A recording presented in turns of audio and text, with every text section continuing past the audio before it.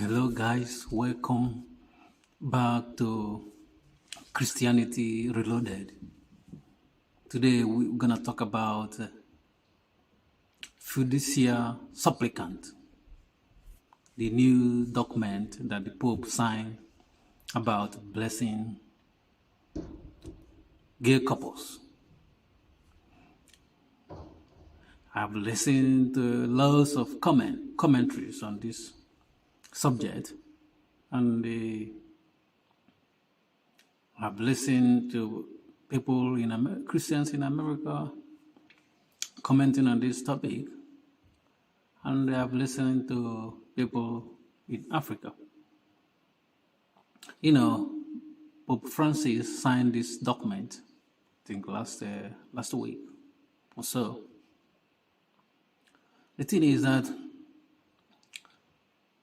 those people that are defending this document, they always use this alibi. They think it's a strong alibi. They said, "Oh, you have to read the document." Some people that are criticizing the document, they say, if you criticize the document, you have not read the documents. But when you read the documents, if you are someone that love the church, you will be alarmed by the use of couples. Had it been the document said, bless gay people, there's nothing wrong with that.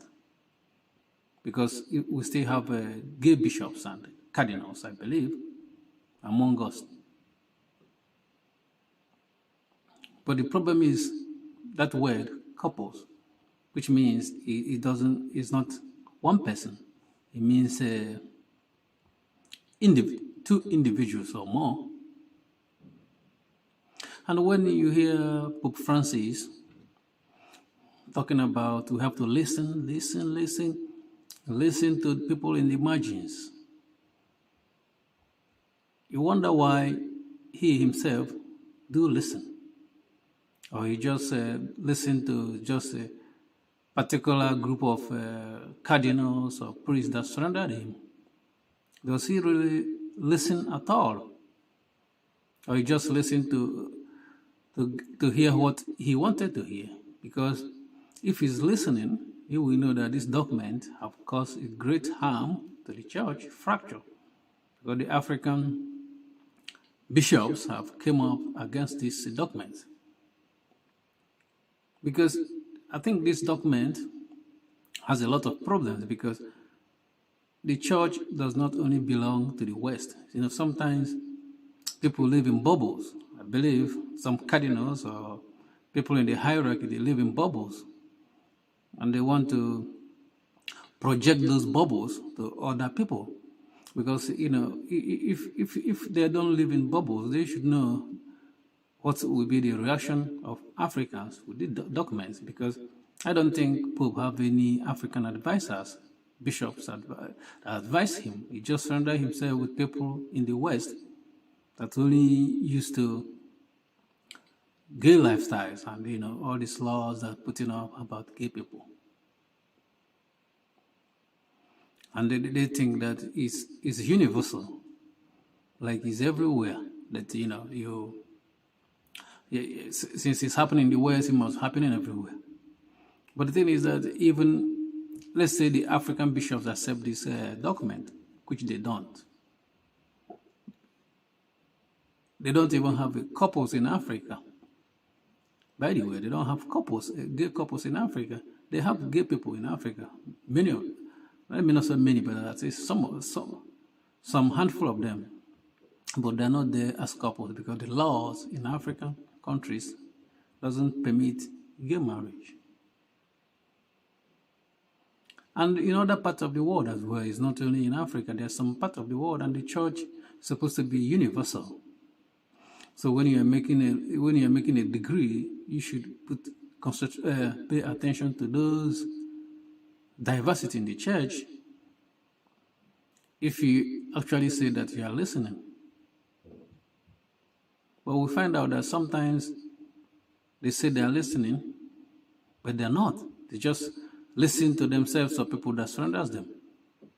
And they sometimes say when you talk, when you have your different opinion, because they say they label you as you are rigid. No, you shouldn't be rigid.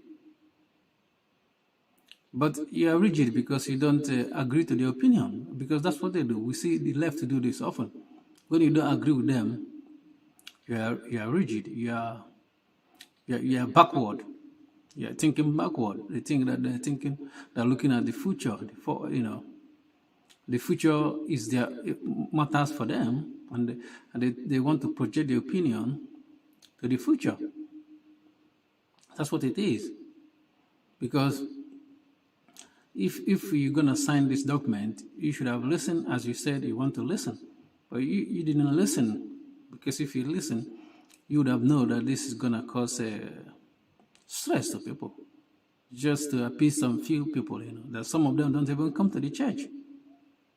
And when you read the document, you say that there's no liturgical blessings. You just bless them, simultaneously, spontaneously. You can bless them anywhere in grotto, this and that. But what if someone bless them in the church? Who is going to enforce it? Who is going to say the priest is wrong to do that? If some priest started to bless these couples inside the church, I know that no one in the Vatican will enforce it.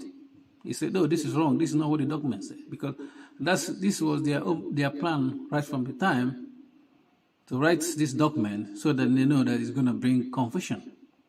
And when it brings confusion, people can do whatever they like, because no one is going to enforce them. They can interpret the text. If it's just text, people can interpret text anyway, anyhow they want to interpret it. See, that's the problem. And this why they hurry up and bring out this text is that last time they had a synod of synodality, they call it synodality, but their plan was to sneak in this document with this synod, but it didn't work out because some bishops opposed these documents. So those plans didn't work out for them. Now they put up this document out without waiting for the synod on synodality to finish, which they have done the first part. The second part is going to be in next year. But that's just for formality, because they already gave up for that synodality, synod on synodality, because it's not going to work out anymore. Their plans to bring changes is not going to work out anymore.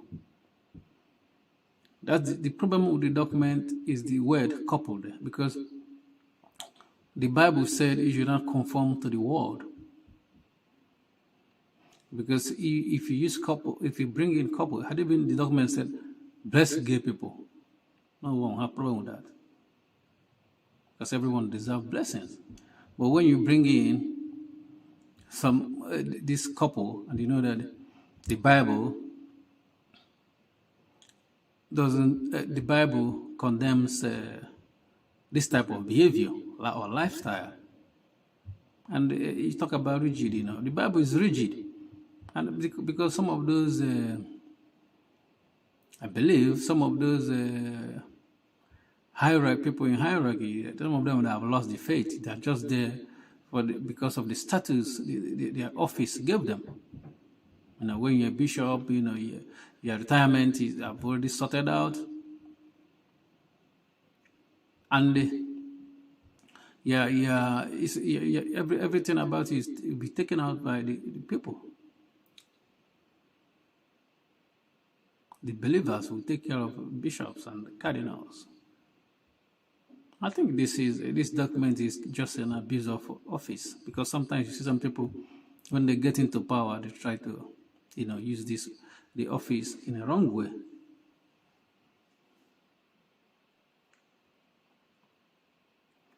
Because if they are listening, as they say, listen to the margins, you know that the church, the large majority of people in the church doesn't approve this document in any way. And I see some commentators in America making excuses for this document, trying to kind of make sense of it, make positive sense of it.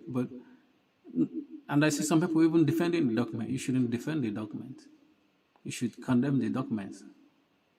And you see that it's only most of the opposition to the document is coming from Africa, African bishops.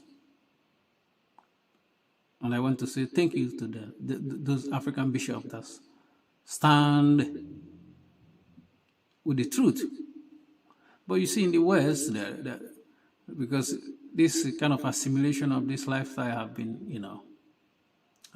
people is now acceptable. That's why you don't see them having any problem with this document, because this is the problem with this accepting this document is that once you accept it, what do you think they're gonna do next? They'll still find a way to sneak in another, maybe, let's marry them in the church. Let's marry these people, after all, they're not killing anyone. It's just what they do in their bedroom. That's the way it is going. That's why if you accept this step into deep end, that you don't know how deep it is. But hopefully, the next pope is going to stand with the truth and the church and do the right thing, which is to shred this document, tear it into pieces. That's that's where it belongs. And you can bring another document that says bless the gay people, but don't use the word couple. We don't have a problem with that, because we know we have gay people. It's natural. Thank you for watching. Please subscribe to our Christianity Reloaded new YouTube. Talk everything about Christian. Thank you for watching. God bless you. Peace.